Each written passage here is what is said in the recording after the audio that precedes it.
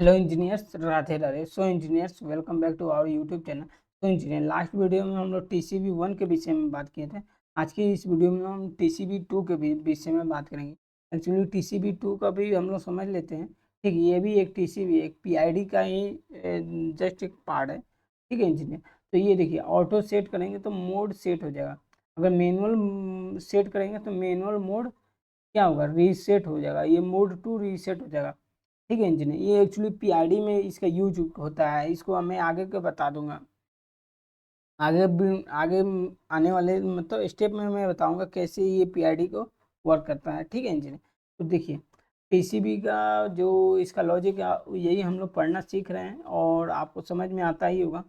देखिए, यहाँ पे TCB2 manual set point in H M I में जो मैनुअल करना है, तो ये देखिए, आपका TCB2 मैनुअल वहाँ से प्रेस किया जाएगा, TCB2 सेट पॉइंट आएगा। सर्कुलेशन अगर सेट कर दिया हूँ, ठीक, तो TCB2 का सेट पॉइंट यहाँ पे आ गया। ठीक है, TCB2 का सेट पॉइंट यहाँ से मूव होके यहाँ पे आ जाएगा। 0 से 100 के बीच में रहेगा या 0 के 100 के बीच में रहेगा। TCB2 सेट ये आउट हो जाएगा, TCB2 सेट आउट हो जाएगा। ठीक है इंजीनियर, अगर मैं नीचे जाऊँ तो टेम्परेचर सेट वैल्यू है, जो टेम्परेचर की जो सेट वैल्यू है, ठीक है, तो यहाँ पे रीसर्कुलेशन रीसेट करेंगे, रीसर्कुलेशन को रीसेट करेंगे। हम्म, अगर मानिए कि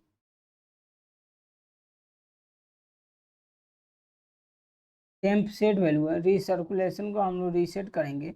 देन रीसेट पॉइंट टेम्प 2 से ये निकलेगा, टेम्प 2 सेट पॉइंट में जाएगा।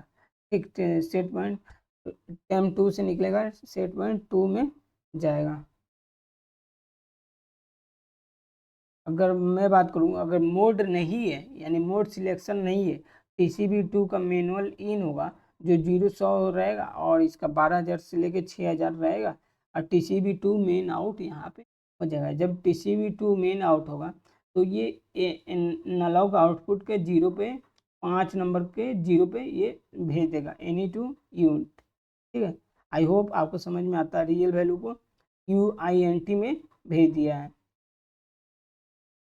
अब यहाँ पे देखिए, operation of bulb, operation of bulb का ध्यान से देखिए, बॉल्ब कैसे ऑपरेट होगा। तो अगर डिसेबल है या रिसर्कुलेशन रीसेट है, तो यहाँ से अगर बाईपास भी कर दिया गया तो पीआईडी है।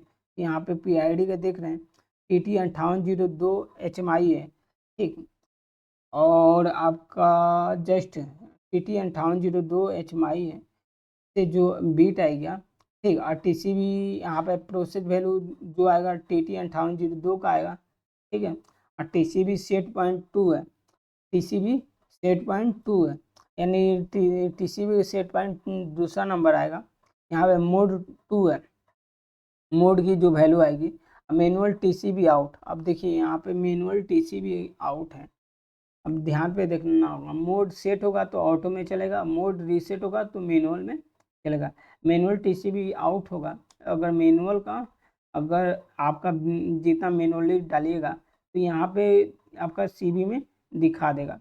ठीक है, और उसका मैक्स वैल्यू 60,000 है, मीन वैल्यू 12,000 है।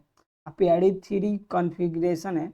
ठीक, ये आपका गेन का बीट होता है, जो मैंने लास्ट वीडियो में भी बताया हूँ।